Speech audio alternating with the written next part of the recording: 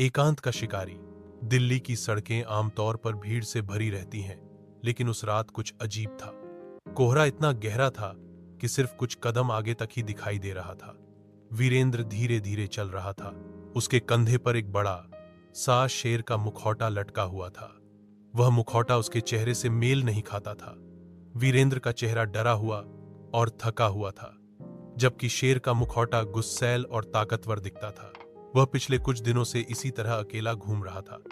लोग उसे देखकर दूर हट जाते, कुछ डरते, कुछ हंसते, पर वीरेंद्र को अब कोई फर्क नहीं पड़ता था। उसके लिए यह मुखौटा एक सजा थी, एक ऐसी सजा जो उसे खुद ही झेलनी पड़ रही थी। कहानी शुरू होती है कुछ हफ्ते पहले। वीरेंद्र एक साधारण कारोबारी था, जिसने अपनी पूंजी लगाकर एक छोटी सी दुकान खोली थी। लेकिन एक दिन एक बड़े बिल्डर ने उसकी जमीन हड़पने की ठानी। वीरेंद्र ने विरोध किया, लेकिन उसकी एक न सुनी गई। धमकियां मिलने लगी। एक रात उसकी दुकान में आग लगा दी गई और उसका सब कुछ जलकर राख हो गया। पुलिस ने मामले को दुर्घटना बता दिया। तभी एक रहस्यमयी साधु उसके सामने आया और बोला, तुम्हारे अंदर का शेर मर चुका है। जब तक वह जागेगा नहीं, तुम्हें न्याय नहीं मिलेगा। और उसने वीरेंद्र को वह शेर का मुखौटा थमा दिया। जब तक तुम सच्चे शेर की तरह दहाड़ नहीं मारोगे, यह मुखौटा तुम्हारे चेहरे से चिपका रहेगा।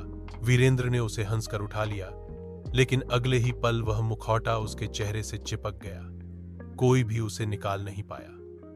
डॉक्टरों ने हार मान ली और तब से वह दिल्ली की सड़कों पर भटक रहा था, अपने अंदर के डर और गुस्से से लड़ता हुआ। वापस उस रात अचानक एक कार उसके सामने रुकी। उसमें से वही बिल्डर उतरा जिसने उसकी जिंदगी बर्बाद की थी। वह शराब के नशे में लड़खड़ाता हुआ बोला, अरे ये कौन सा सर्कस वाला यहां आ गया। वीरेंद्र का दिल तेजी से धड़कने लगा।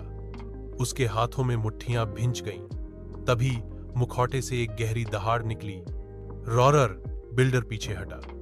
वीरेंद्र ने महसूस किया कि उसके अंदर कुछ जाग रहा है। वह आगे बढ़ा और बिल्डर का गला पकड़ लिया। अब मैं डरने वाला नहीं हूं। उसकी आवाज गर्जना में बदल गई। अगले ही पल मुखौटा उसके चेहरे से गिर गया। बिल्डर डर के मारे भाग खड़ा हुआ। वीरेंद्र ने जमीन पर पड़े मुखौटे को देखा। वह सिर्फ एक सामान्य मुखौटा था। सुबह होते ही वीरेंद्र पुलिस स्टेशन पहुंचा, सारे सबूतों के साथ। इस बार उसकी आवाज सुनी गई। कहानी का अंत नहीं, बल्कि एक नई शुरुआत थी। क्योंकि कभी कभी डर को जीतने के लिए अंदर के शेर को जगाना पड़ता है।